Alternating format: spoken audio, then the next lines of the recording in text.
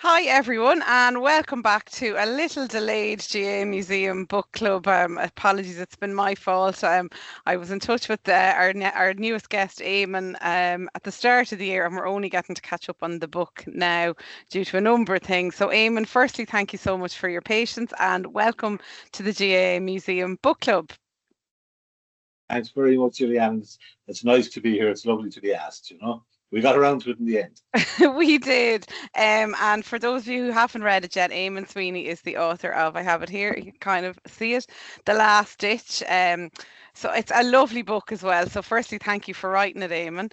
I really enjoyed it. I'm a fiction fan generally, and I like an odd biography, but I have to say this, I don't know what category it falls into, part memoir, part essay, I suppose, part capturing a bit of social history, and then very personal book as well. How would you describe it? Um, I suppose the first thing I described it was the first book I'd written in about 20 years. So it was kind of, I threw everything into it in case I wouldn't get a chance to do another one. I mean, it started off, I was commissioned to do basically a follow-up to a book called The Road to Croker, which I'd done 20 years earlier, which was kind of a diary of following the championships. But it was kind of difficult in a way because when I took on the book, I wasn't sure if I was going to be writing it because I'd been kind of out of action due to various kind of mental stuff and so on. So in a way, the book ended up kind of being about what it took me to write the book. And then once I got going, the process of the book, and there's a lot of football and hurling in it as well. So it just, I suppose, it ended up really just kind of, the book was, it's a book about the championships, but it's also a book about what it's like to travel to the championships, what it was like to write the book.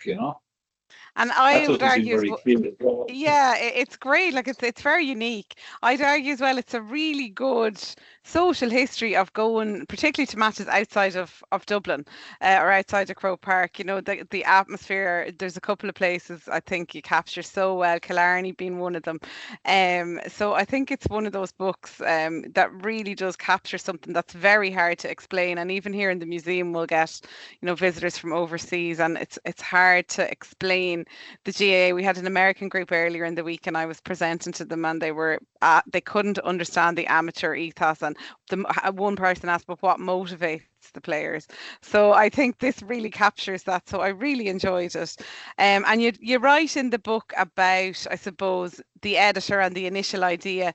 And then I suppose how you came up with maybe making it more personal. Was it always going to be that, or did you end up putting more of yourself into it? Well, I ended up putting way more of myself into it than I intended. Because actually, what happened was I signed up for the book to be basically about going around the place like the Road to Croker. But when I'd signed up, I hadn't travelled away from home for years. I'd been suffering from this kind of chronic anxiety thing, and it was a dread for me to go as far as Cork and mind anywhere else. Yeah. So when she signed me up, my attitude was, well, I dodged her.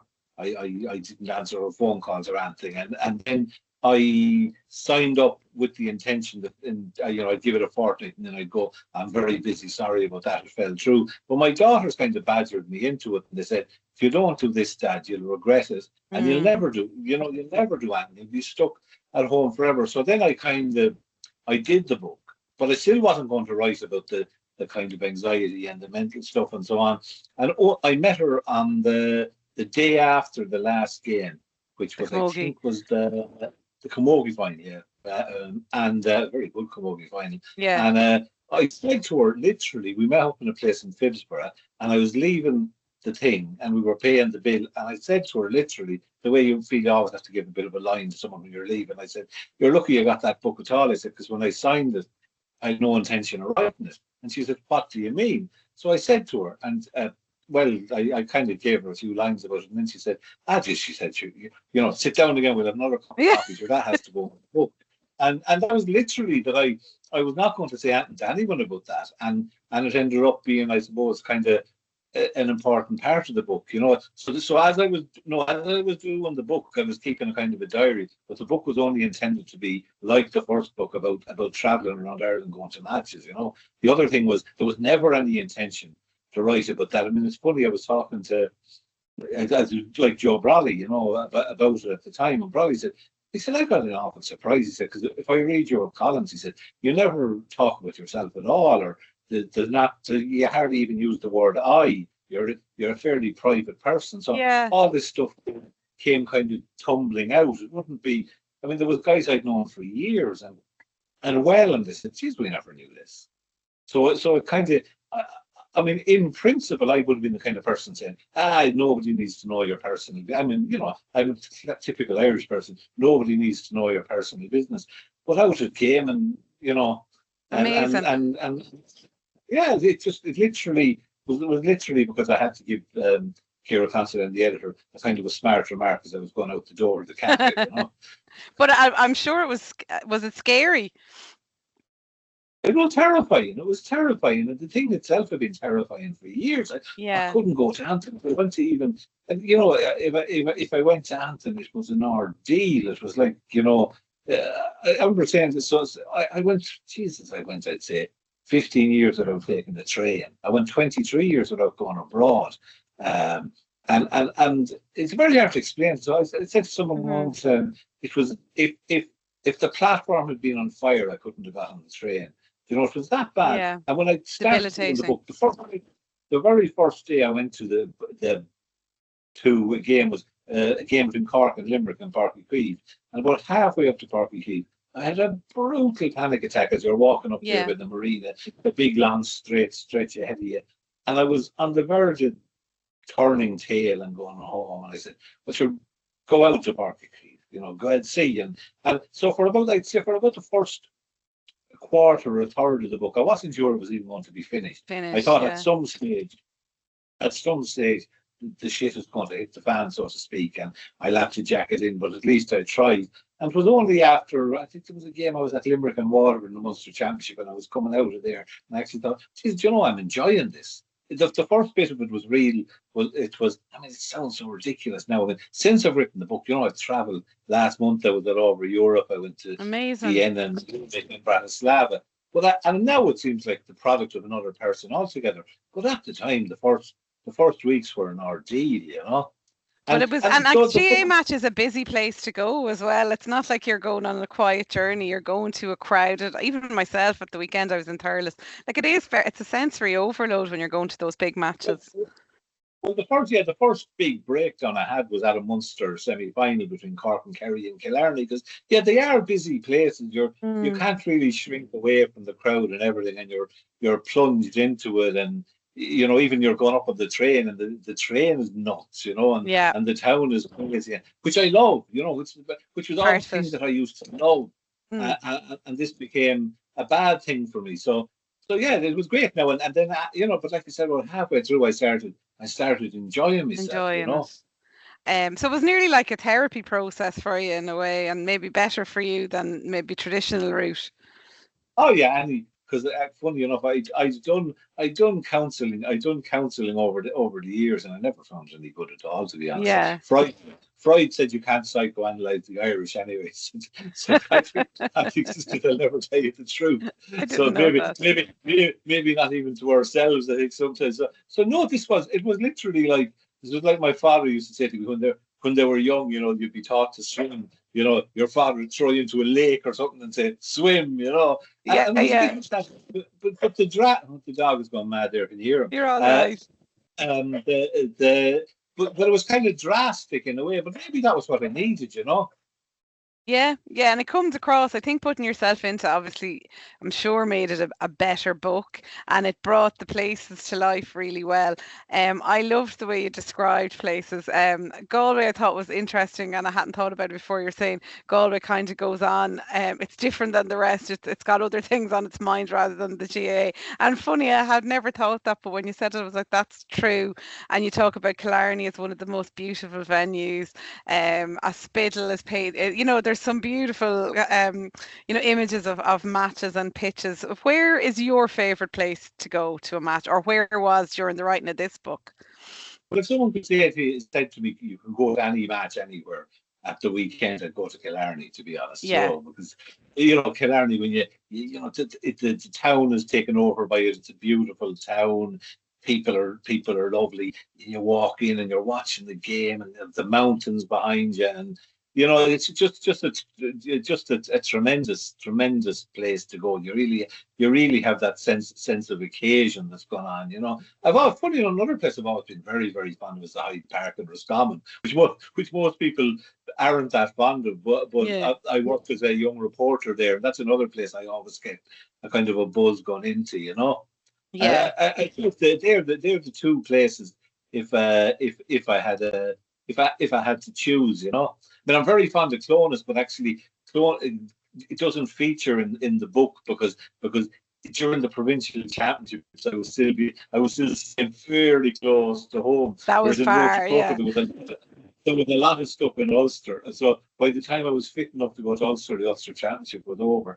But Ah, you know, I think if I had to choose anywhere, Killarney, Thurles is great, of course, as well. You know, yeah. and Croke Park is great in that it's Croke Park, but you know, It's it, different, it, maybe, yeah. I mean, Croke Park is everyone's favourite ground in a way, but the place I like most going to, I think, is Killarney. You know, And even as though, well, sorry, go on, yeah, because Eamon. even though I kind of became a follower of Cork football in all the years I spent in West Cork, and they were never coming home happy from Killarney. You know, But that's part of it too, I suppose, isn't it? And I love the well, pictures you painted. Kerry people have the knack of beating you with charm. You know, Yeah, they don't say too much. so you I know, there's just the I love the bit condescension about kind the of lad frying the burgers on the grill out of the boot of the car, and I thought that all was just really captured going to a match. I thought it was brilliant, and probably needed to be documented too, because I actually there's not that much writing like that. You know, a lot of probably why you were afraid to put yourself into it too. A lot of journalism and traditionally would have been don't put yourself in the story. You know, you're just delivering the facts, and you're kind of going a different route, maybe more that new modern kind of Hunter S. Thompson style that came about. That kind of, you know, making yourself part of the story, which is different and harder in many ways. and I enjoyed the game. And funny enough, the only two games I watched from the press box were the All-Ireland finals because Mm, it was impossible to get a ticket otherwise. And I really felt the loss of watching it different. that way, being back, you know, doing it professionally and keeping Yeah, calm and so on. Because really, like you were talking about tourists and so on, if you were to say to a tourist, like, you know, what does the GAA mean to us? You'd really want them to go to Killarney or you know, or go to one of the yeah. provincial grounds, see it on a day like that, you know, and or go to Thurles, go to Limerick, you know, and it's a different experience. I mean, it's funny. I always think I've been at a game. There was a Kerry-Derry game in the book, and it was the worst game of football I'd say ever played. It was kind of around the time.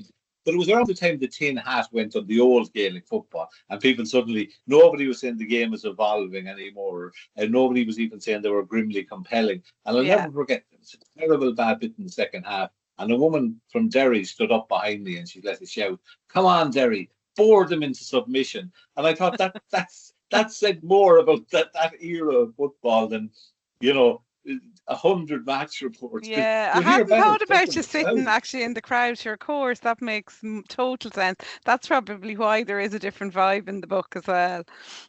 And in a way, we're journalists, like when we were paid to be there. So in a way, we didn't mind bad football or that as much because we hadn't paid for it. It was easy enough for us to say, well, you know, this isn't a bad old game. There's some Mm. interesting stuff. But it didn't occur to us that, you know, some people are spending out, they're bringing their family, they're spending hundreds of euros and they're watching this terrible Yeah, stuff. and the That's humor that you talk about there, I think that's very important part of the book as well. I love the piece about the guy in the Tipperary jersey on the train and all the singing. I was humor important for you to bring that into the book.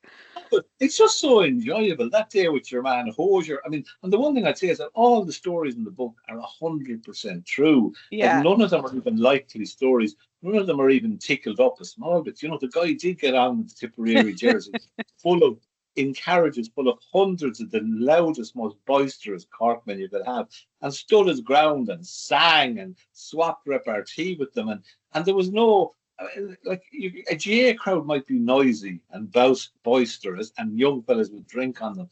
There's never menace. Do you know what I mean? yeah. It's There's not an undertone. no, that there really never is. There's, you know, and I'm getting on now, so you know, I probably would be menaced by young fellas if I thought there was, but there never is trouble. I mean, Yeah. like the Cork hurling fans are the loudest sporting fans I'd say in Ireland in any sport, the most Yes. enthusiastic. But it's always the vibe is always good, and I missed that again. I wouldn't have known that unless I'd put myself. Friends, you meet people at a match, and you straight away fall into conversation with them. You never Yeah. meet them again, but you have such a great old time with them, because we can't go to a match without talking about it. Yeah. Yeah. It's You very know, uniquely GAA it, thing, I think, as well. it's honestly, see, there are times sometimes I despair about various political things about the country and so on, but I mean, the GA is just people at their best. Yeah. Maybe I'm sentimental about it, but I do think it's people at their very best. Because they love it. People do something they love. It's passion, yeah, isn't it?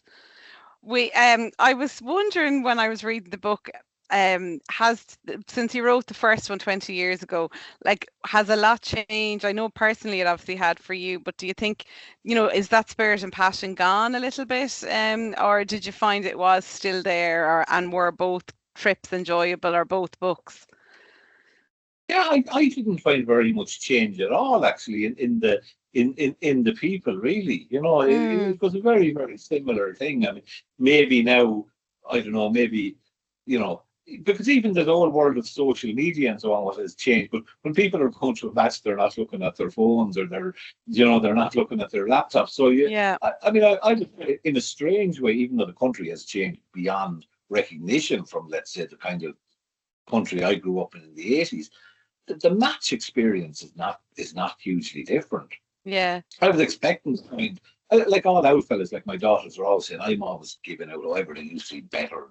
People were more genuine and so on. But like hand on the heart, I mean, in a way, as a grumpy outfit, I'd love to say, oh, I didn't find the passion was there. And all these youngsters today, they're all looking at their phones and so on. But no, the passion they was the weren't. same, to be honest.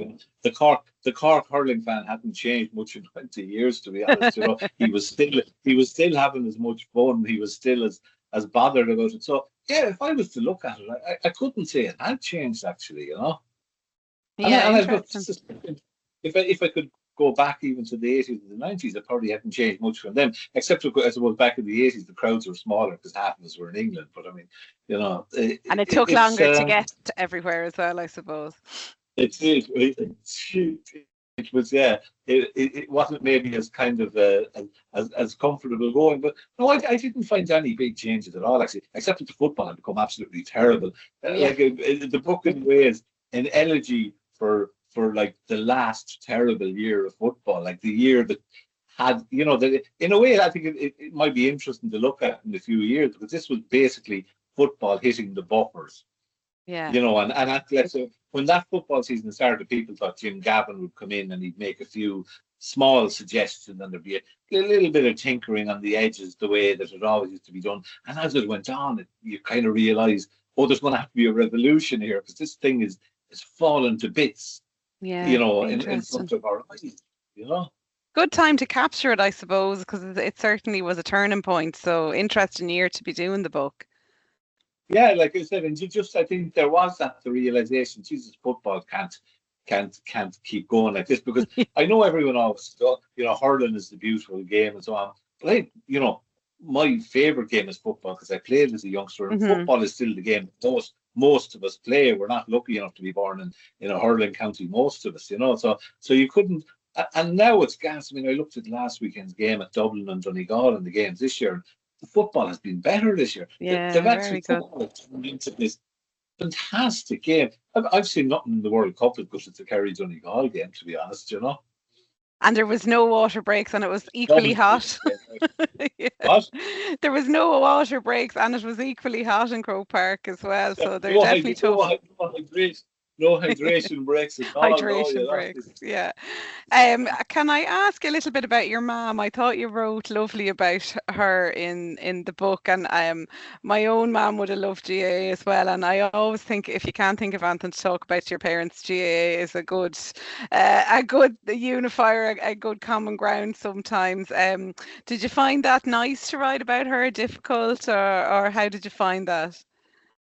Well, I was a bit worried what she'd make of it, but actually, I'm up in her place at the moment, you know. So, Uh, so she see, yeah, so she hasn't thrown me out, so she must have been fond enough of it, you know. But yeah, it was nice, you know. I get on with her, and you know, the GA was an important part to her. I mean, well, you know, she was part of that whole, I suppose, generation of country women living in Dublin and going off to matches at Croke Park and following the Galway three in a row. And it's funny, even last week, a guy gave me a ring from the local club here, in Michal Branagh, and they're doing a club history, and he was wondering if we have any photos, and like we found a photo of a guy holding the county minor trophy in the window of a car in 1977. wow. Photos of my uncle Ned, who's gone now with the team and all that stuff. So it was it was nice to kind of pay some kind of homage to the family, because you know, I mean, we're all getting on in a way, you know. Yeah, I just thought it was lovely. It wasn't. It came across just, yeah, really nice piece, and again putting yourself into it. Were you worried when the book came out, kind of about the reaction because it was so personal, and how was that reaction? The reaction was fantastic, to be honest. You know, was I worried about it? Yeah, actually. Mm. After I had it written, it's always that you write down these things. It was like Harrison Ford said to George Lucas when they were doing Star Wars. He said, "It's one thing writing these things, George. It's another thing having to say them." You know. Yeah. And I had this thing where I was, oh God, everyone's just going to think I'm a lunatic, you know, Yeah. and you know that there was still some kind of stigma. No, people were fantastic. People, you know, I mean, you can't even name it. There was an inter-county footballer who I'd admired as a player for years, and he just came up to me one day. I just happened to meet him out, and he said, "Oh," he said, "you know, the son of mine had that same thing for years," and Wow. he said, "And it's given me some understanding of it." And no, people were incredibly generous about it. You know, people were so nice. You know, the people were, yeah, geez, like I got a bus recently, and your man said, "Oh," he said, I saw you talking about your book." And I said, "Yeah." He said, "You're grand now today. You're okay on the bus now today." You know, Ah. I said, "I'm fine." I was No, wondering people, that people are actually, would good. people, if they saw you on a train or something, be worrying about you? Yeah.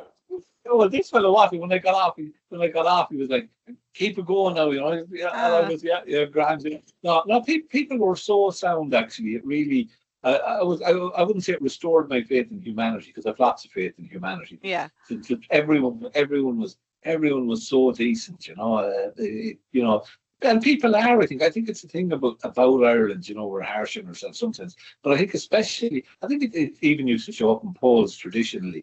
Anything to do with mental health, mental illness, whatever. People in Ireland have generally been very yeah, understanding, you know, and the idea that, you know, these things happen, and yeah, you have to help people through it and so on. yeah. And yeah, no, Well, I'm sure your people book were has just, helped people, because sometimes, just even knowing someone else is going through something similar can be a huge comfort. yeah, I got a woman got in touch with me from England and said, you know, oh, you know, my boyfriend was going through it, and he's decided to go back and seek kind of help now. Because I was 20 years getting through it, you know, It's amazing. and and I mean, I didn't. So if it takes you 20 years to get through anything, you probably don't have any good advice for anyone, except maybe to keep Keep going. plugging at it. And in the end, yeah, you know, just keep. You can't actually throw up your hands and say, "Ah, that's it. I'll never do it." And I did that loads of times, but I kept at it, like, you know. Yeah, So, amazing. so the book, yeah, the book was a help that way, you know. And I hope it helped people, but more than that, really, I hope to get it, knock a bit of crack out of it, you know, Yeah, I think because it was it's enjoyable. very, it's funny, and that does come across. I think that's what It's makes it so good. enjoyable. And yeah, and your writing is It was lovely. Like, you're a enjoyable. lovely writer. So your background is journal. Were you always a journalist? That's your trade? Yeah, I'm a journalist since I was 19, you know, and Wow. which is for 40 years, and actually this I took I left the Independent, the Sunday and Irish Independent, back in February. This is actually, I would say, the first summer since 1986 that I haven't been covering a championship, Wow. except for the 3 or 4 years in England, So, yeah, this is all I've ever done. I started up on the side of the ditch covering club matches, where you had to go into the dressing room and ask them for numbers, and there'd be, 3 lads with number 15 and another 2 fellas with no number, and you'd be trying to distinguish between, is that Mick Kennellan or is it Mighty Kennellan? Yes. And all this kind of stuff. So yeah, I started off, I suppose, at the bottom doing club matches in Roscommon, and that's the only job I've ever had, Amazing. Yeah, interesting. Do you think there's another book in you, or have you any ideas?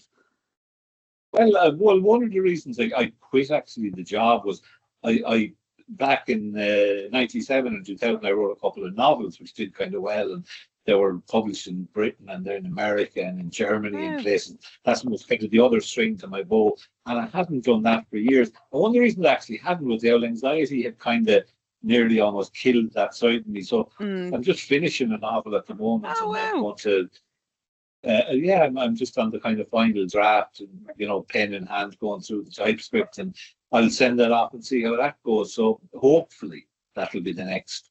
Well, That'll be the next. Wow, I wasn't expecting that answer. That's amazing. It's supposed to be an epic. It's supposed to be an epic series of 4 novels. Well, not epic, but it's supposed to be four linked novels. So, Right. but obviously, it's the first one to get published. The other 3 will never see the light of day. So I'm doing that, and I'm doing stuff on Substack, and I'm always right. It's what I do, Yeah. Wow. Well, yeah, you're super at it. So I'm looking forward to the novels. Are you glad you did this book? I suppose that's my last question. I'm absolutely delighted because I'll give you 2 things. One was it opened up a part of me that had kind of almost fallen away. Just the sheer enjoyment of being out going to games as a supporter was great. I mean, paying for your own ticket and just like covering them and writing about them in the book, in a different way. So that was great. But also, yeah, like last month or 2 months ago, I went to Europe. I went to Munich and Bratislava and Vienna, and I was Paris, and I was traveling around the place. And I thought, yeah, if I hadn't been asked to write this book, I'd still be dreading going as far as Dunmanway, So yeah. It was. It was a life-changing experience, genuinely a life-changing experience. Yeah, no, it comes across. I really enjoyed it. So that's the book again for everyone who hasn't read it yet. The Last Ditch. Highly recommend. And I really enjoyed it. And I am so sorry for the delay in I suppose how we ended up having to do this. But thank you so much for your time.